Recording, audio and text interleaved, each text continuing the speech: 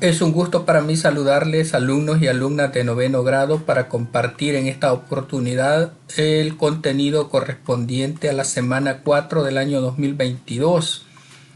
La unidad 3 se llama Principios Básicos de Electricidad y el contenido se denomina Electrostática. Vamos a leer un poco sobre esta importante área de las ciencias naturales.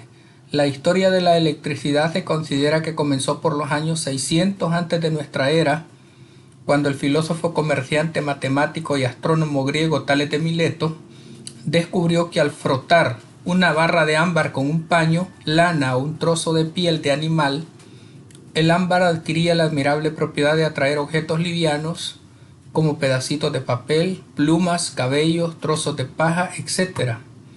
Este fenómeno fue de los primeros que le llamó la atención al ser humano. Con el descubrimiento de esta propiedad de la materia inició la electricidad, una de las ramas más complejas e importantes de la ciencia y la tecnología. Veamos en qué consiste la carga eléctrica y la materia. La electrización de los cuerpos pudo explicarse a partir de los descubrimientos del electrón, el protón y neutrón, y del desarrollo de la teoría atómica.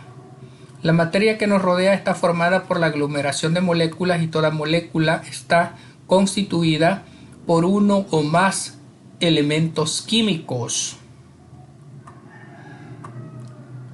Aquí tenemos entonces algunos ejemplos de cómo la carga eléctrica que poseen algunas partículas. Luego tenemos en la figura 1, la interacción eléctrica se manifiesta por la fuerza eléctrica entre partículas. El primero y el tercer caso son fuerzas de repulsión. En el primero y en el tercer caso son fuerzas de repulsión porque son fuerzas iguales. El segundo caso presenta fuerzas de atracción. Ahora aprendamos un poco sobre los materiales conductores y aislantes. Algunos cuerpos, como los metales, solo se electrizan por frotamiento cuando se aplican ciertas precauciones especiales para mantener la carga neta. En un momento las mencionaremos.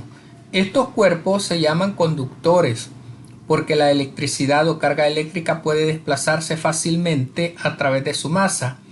Existen otros materiales llamados aislantes o dieléctricos que tienen la virtud de retener en su masa o restringir el movimiento de electrones.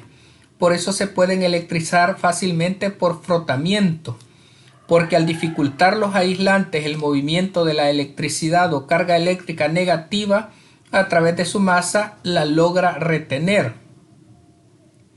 ¿Qué precauciones especiales debemos tomar para mantener la electrización de los conductores por frotamiento?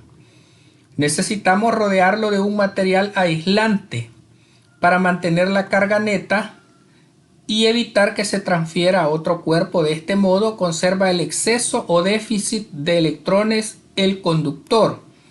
Por ejemplo, cuando se pone en contacto un extremo de una varilla de cobre con una varilla de vidrio cargada positivamente y el otro extremo de la varilla de cobre con una esfera inicialmente neutra, se observa que la esfera del péndulo se aleja de la varilla de cobre porque se cargó con el mismo tipo de carga que fluyó por la varilla de cobre.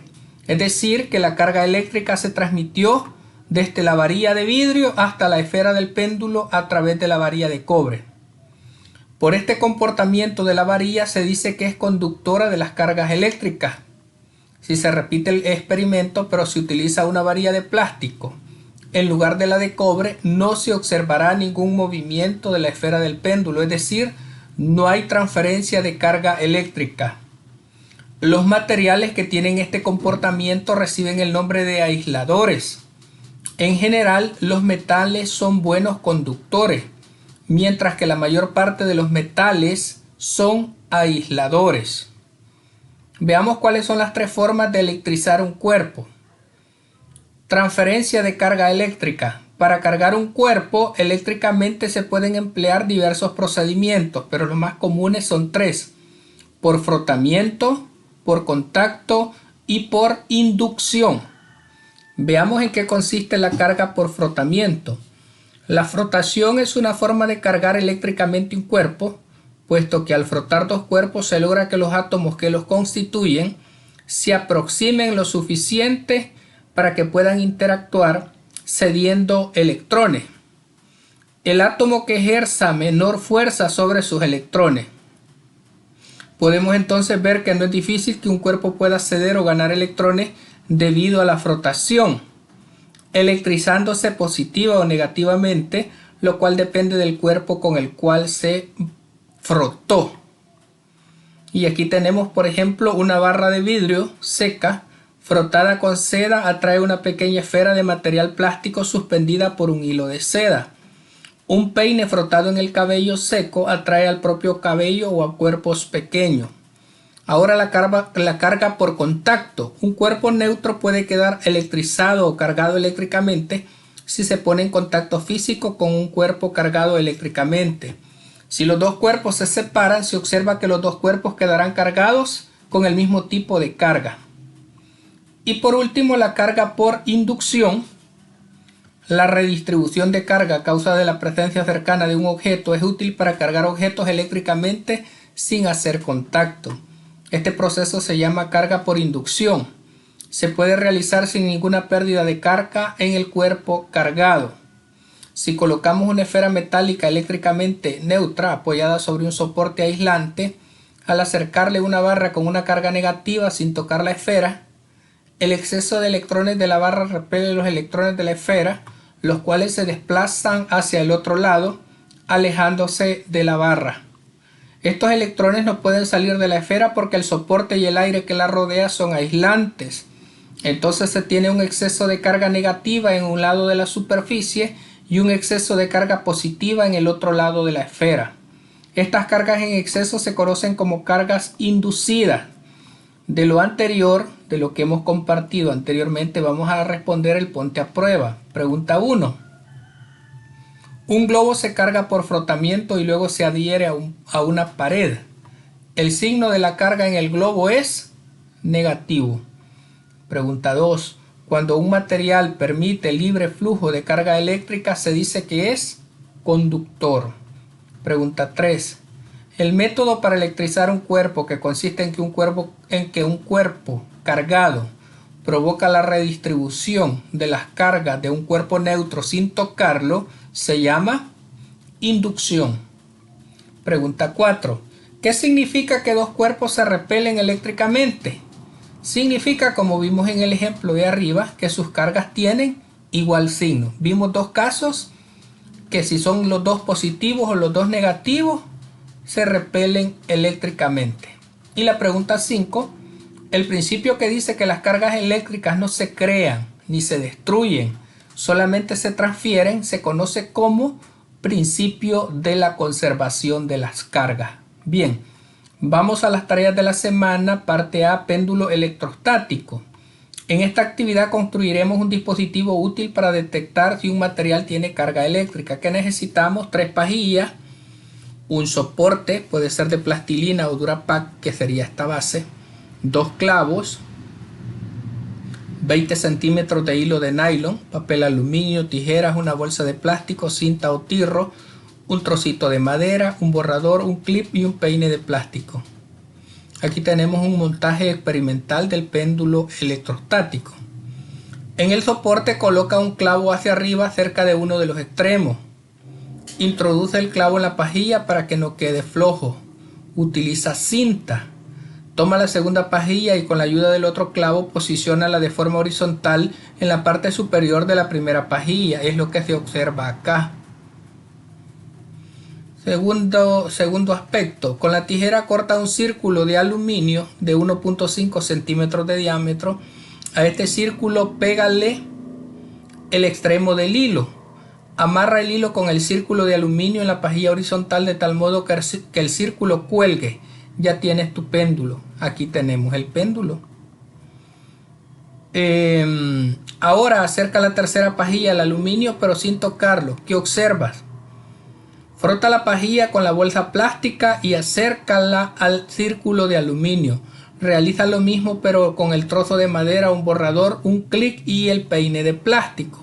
Esto es lo que vamos a construir. un péndulo electrostático. Y luego dice responde de forma correcta a cada interrogante. Ustedes van a hacer el procedimiento y pueden completar estas preguntas. Sin embargo, aquí les dejo algunas orientaciones de lo que pudiera suceder. ¿Cómo se comporta el círculo de aluminio al acercarle cuerpos que no han sido frotados? El círculo de aluminio al acercarle cuerpos que no han sido frotados no presenta ninguna reacción, ya que no está siendo electrizado. El cuerpo que se ha acercado no tiene cargas que provoquen atracción o repulsión en el círculo de aluminio. Luego dice la siguiente pregunta: ¿por qué se mueve el círculo de aluminio al acercarle los cuerpos cargados? Porque al frotar el material este se carga eléctricamente, ya sea por exceso o falta de electrones. Así que al acercar el material al aluminio, este se acerca, es decir, se atrae, y después se aleja, es decir, se repele. Esto debido a que el círculo de aluminio está en estado neutro, lo que quiere decir que tiene ambas cargas, positivas y negativas.